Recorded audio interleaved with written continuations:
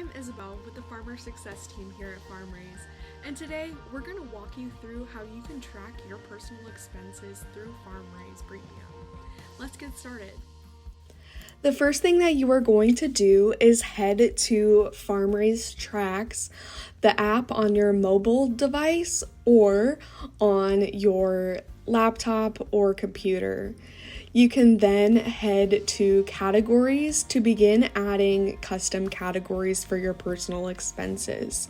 Here you can see me add groceries, and then I try to add medical bills, but I already had a category for medical bills. So then I try utilities, but there's already a name with that under Schedule F. So then I name this home utilities. I can then add personal vehicle expenses here, or whatever categories that you are needing.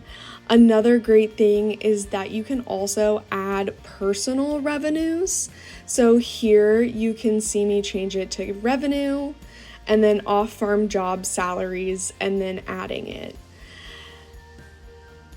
There is another place that you can go to add your personal categories. So now I can go to Quick Add Expense, and here you will see all of my personal categories underneath other/personal that I created. You can also add another one here too if you need to.